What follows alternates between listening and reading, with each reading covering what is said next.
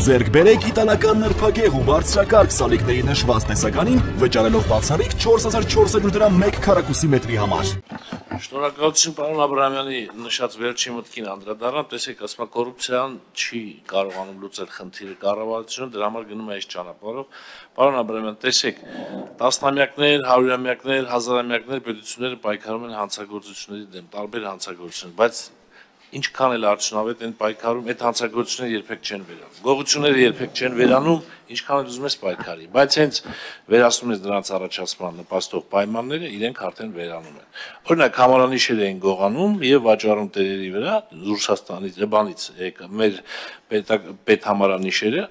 ոչ մի ձև չէինք կարող նվազեցնենք։ Հենց օրենք ընդունեցինք, որ գողացված համարանիշի փոխարեն պետությունը տալիս է կրկնօրինակը, այդ հանցագործությունների տեսակը վերացավ։ Հետևաբար մենակ ռեպրեսիվ մեթոդների, իրավապահ մարմինների վրա հույսը դնել, ամեն օր զինկոմ են բռնում, ամեն օր, չգիտեմ, բժիշկների վրա բժիշկ չկա, քրեական գործ չլինի իրաց վրա, ովքեր այդ այդ հանձնաժողովներում կան։ Գրեթե բոլորի վրա ինչքան տեղյակ եմ քրեական գործեր կան, բայց դա եղանակ չի, միայն դրանով չենք կարող այս խնդիրը լուծել։ Խնդիրը արկայա շատ լուրջ խնդիր է։ Մաթեմատիկական հաշվարկներով ես այն կարծիքը ունեմ, որ այս նախագիծը ընդունելու դեպքում կավելանա մեր պահեստազորում հաշվառվածների թիվը, կավելանա զորահավաքը, որովհետև արդեն իսկ որ մենք փակում ենք, խնդիր ենք ստեղծում Հայաստանի Հանրապետության քաղաքացիությունից հրաժարվելու համար,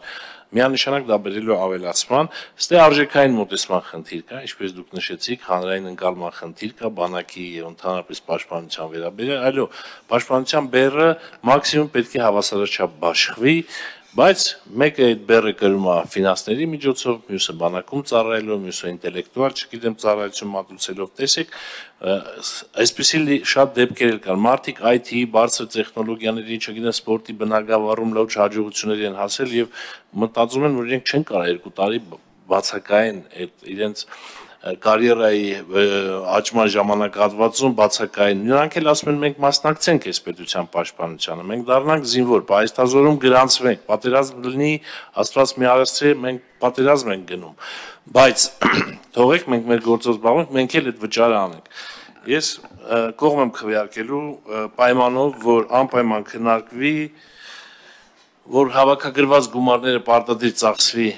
2 տարի ժամկետային զինծառայություն իրականացնող զինվորների ուղղությամբ, սոցիալական վճարներ, ուսման վարձեր եւ այլն, ինչպես առաջարկեց պարոն Ալեքսանյանը, միանշանակ համաձայն եմ իր առաջարկության հետ եւ ինչը հանրային քննարկումները ինտենսիվ շարունակել մինչեւ երկրորդ ընթերցում, ՊՆ դիրքորոշումը ավելի հստակեցնել, ինչպես նաև այն քրեական պատասխանատվությունները շատ եմ կարևորում, քրեական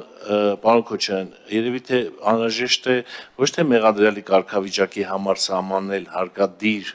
նմուշարության կամ փորձաքննության մասնակցելու այդ ինստիտուտը, այլ կասկածյալի, որտեղ մինչև մեղադրյալ դառնալը մեզ պետք է լինելու նորից մի հատ նմուշարություն անենք, փորձաքննություն։ Փորձաքննության եզրակացություն չեկավ, 90%-ով մեղադրյալ չեն դառնալու։ Մեղադրյալ չդառավ, հարկադիրը չեն կարող անենք, հետեւաբար այս մասով էլ բերենք մտածենք։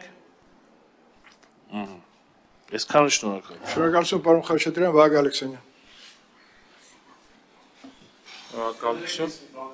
Երկուսը կարող ավելացնենք, շատ կարևոր, դիրքորոշումը մեկ ամսվա ծառայության հետ հաշտ չեմ, որովհետև մեկ ամսվա ծառայությունը կարծում եմ զինվորական մասնագիտություն դժվար թե ստանան, համաձայն եմ պարոն